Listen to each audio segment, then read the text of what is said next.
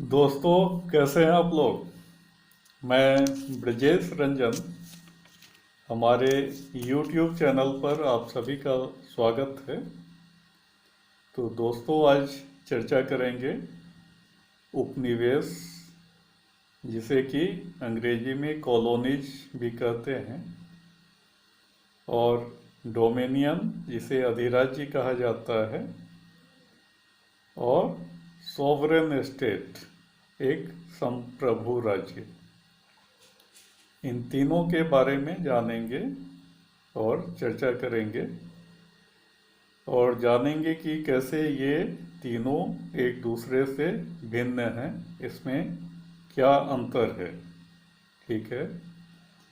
तो चर्चा शुरू करने से पहले हमारा आपसे अनुरोध है कि आप हमारे YouTube चैनल को सब्सक्राइब कर लें और बेल आइकन को दबाना ना भूलें। यदि आपको हमारी वीडियो पसंद आती है तो आप इसे शेयर भी ज़रूर करें, जिससे कि कुछ और लोगों को भी इससे लाभ मिल सकता है। तो आइए दोस्तों, अब सिलसिलेवार ढंग से हम लोग चर्चा करते हैं एक एक टॉपिक पर। तो सबसे पहले जानते हैं कि उपनिवेश किसे कहा जाता है, कॉलोनीज किसे कहते हैं। तो उपनिवेश उसे कहते हैं एक ऐसा देश या एक ऐसा स्थान जो किसी अन्य स्वाधीन देश के कंट्रोल में है, यानी जिस पर किसी स्वाधीन देश का आधिपत्य है या उस पर किसी स्वाधीन देश का कब्जा है। जैसे ब्रिटेन के कई सारे कॉलोनीज थे, ठीक है। तो उसमें एक भारत भी ब्रिटेन का कॉलोनी था। हमारा देश भी ब्रिटेन की कॉलोनी थी। यानी 15 अगस्त 1947 के पहले हम लोग ब्रिटेन की एक कॉलोनी थे।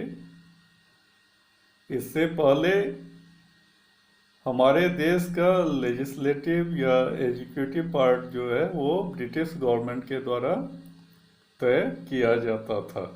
ठीक है। अब आइए जानते हैं अधिराज्य क्या है, डोमिनियन क्या होता है। तो आइए इसको ऐसे समझें कि मान लीजिए एक कोई शक्तिशाली देश है S1, और एक उससे कम ताकतवर देश है S2। लेकिन कुछ समय पहले तक S2 S1 के अधीन था, जो कि अब स्वतंत्र है। ठीक है।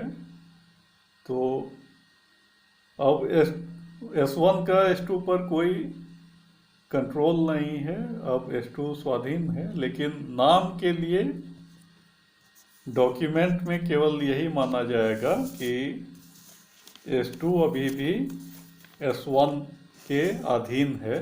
तो ऐसी स्थिति में S2 क्या है, S1 का डोमिनियन है। ठीक है। S2 पूरी तरह से आज़ाद भी है, लेकिन उसका राष्ट्र प्रमुख अभी भी वही कहा जाएगा जो कि S1 का राष्ट्र प्रमुख है। ठीक है। तो 15 अगस्त 1947 के बाद भारत की भी यही स्थिति थी। ठीक है। भारत 15 अगस्त 1947 से लेकर 26 जनवरी 1950 तक ब्रिटेन का उपराज्य था, यानी ब्रिटेन का डोमिनियन था। ठीक है। तो इसके बाद अब जानते हैं संप्रभु स्टेट, सॉवरेन स्टेट किसको कहते हैं। राज्य से यहाँ मतलब है देश। पॉलिटिक्स, पॉलिटिकल साइंस में स्टेट का मतलब होता है देश। ठीक है। राज्य से मतलब किसी देश से होता है। तो आइए इसको भी इस तरह से समझते हैं कि S1 कोई शक्तिशाली देश है और S2 उसकी तुलना में एक कम शक्तिशाली देश है, लेकिन जहां S1 का S2 पर कोई कंट्रोल नहीं है। अब S2 पूरी तरह आज़ाद है, ठीक है।